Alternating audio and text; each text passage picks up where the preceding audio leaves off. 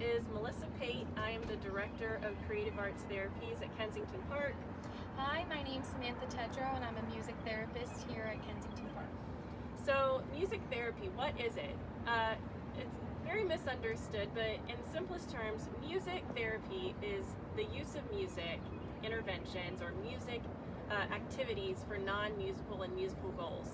So that might include increasing relaxation, it could be improving mood, it could be cognitive stimulation, but it's no secret that the brain has a very special relationship with music. When you're looking at, there have been studies done looking at MRIs while patients are listening to music, and what we've seen is how much of the brain, quote unquote, lights up as we're listening. You know, our brains are processing rhythm, melody, lyrics, emotion, and in fact, some recent studies have shown that ordinary memories are stored in a different place than music memories. And because so many parts of the brain are involved in listening to music or singing music, that it's very difficult for even through dementia and Alzheimer's for all of that to be lost. And music memories seem to stay intact more so than ordinary memories, which is why music is so powerful. So we want to talk about a couple interventions that we have used with clients. Now, usually we work with a variety of different stages of dementia and Alzheimer's. Usually we're trying to increase meaningful connections between residents, help them have more social engagement, possibly improving mood or relaxation or emotional processing. And one way that we do that is through a tactic called the ISO principle. Now, the ISO principle is just using music to meet the client where they are. So using elements of the music to meet the client where they are, whether they're happy, whether they're sad, agitated. So oftentimes when we're increasing relaxation, we might find a resident who is walking down the hall and they're very upset and they don't really want to talk, and so we might start with a fast beat like this. And I might start with, oh, when the saints go marching in, oh, when the saints go marching in, oh, how I want to be in that number, when the saints go marching in, and continue that, until it seems like they're kind of in step with the music a little bit, and gradually transition it to maybe something a little bit slower. As their mood improves, or as they slow down, or maybe seem more willing to get to a seated position, we might transition over to something like this. You are my sunshine, my only sunshine. You make me happy when skies are gray.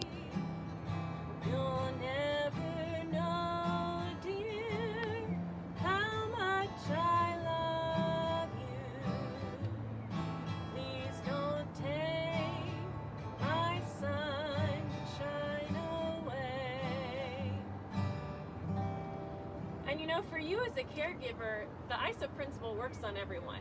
So, times where you're feeling overwhelmed or exhausted, or you just need some musical encouragement, you can also format the music to fit your mood and where you are.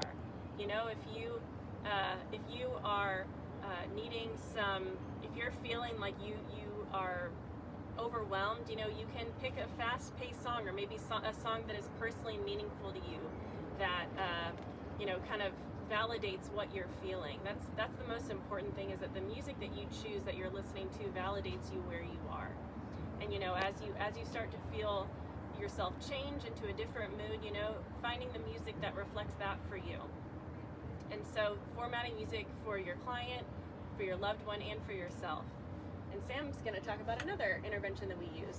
Sure. So music can really be used as a great tool to encourage meaningful engagement.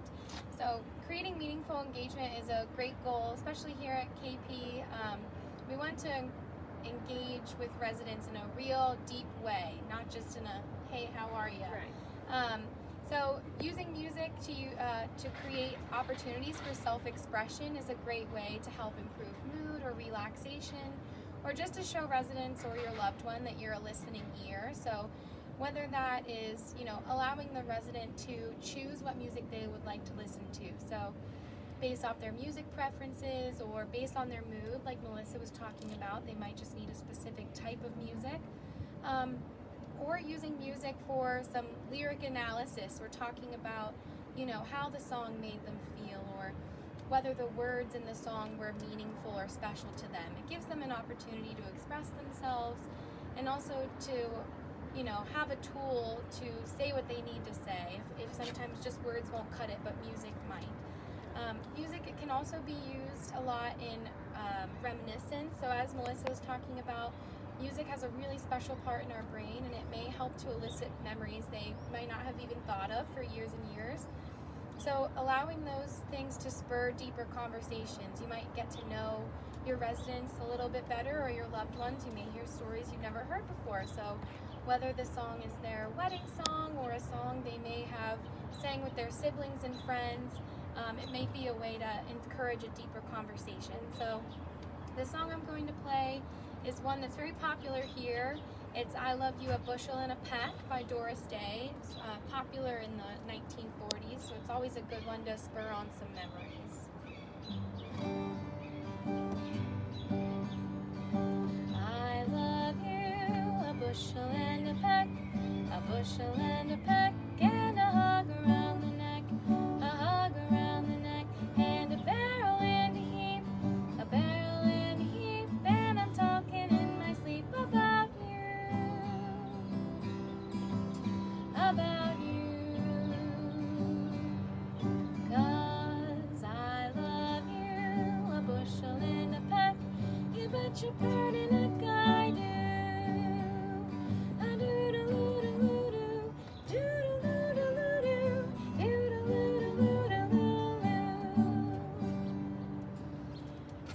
It's such a fun song. It always gets a smile or a giggle when we get to the doodaloos. Yes. But it's a great way to, encourage some questions, ask some questions about the songs. Do you remember when that song was out? Is that something you may have heard on the radio or sang with your friends? It just encourages those deeper conversations.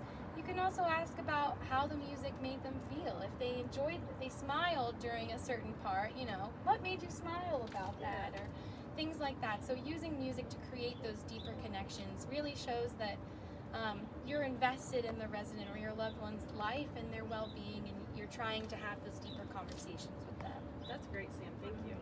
So 3 tips for creating music experiences at home. So number 1, like we talked about with the ISO principle, meet your loved one or your client or resident where they are. Meet them where they are with their mood. If the lights are turned off, and they're sitting in the room in the dark, start with something slow and transition it from there.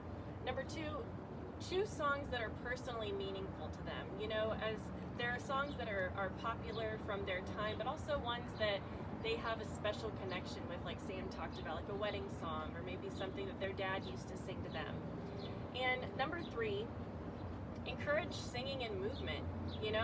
The singing is a natural way to release endorphins and serotonin in your body, and getting their body moving by clapping or stomping or tapping their knees is a way to get the whole body involved in the music experience. If any of you have questions or want more information about music therapy, or want to find a music therapist in your area, go to cbmt.org. There's a section on the drop-down menu where you can find a provider in your area and reach out and to see if music therapy might be a good fit for your loved one. And for more information about music therapy in and of itself, you can go to the American Music Therapy Association website. Thanks so much.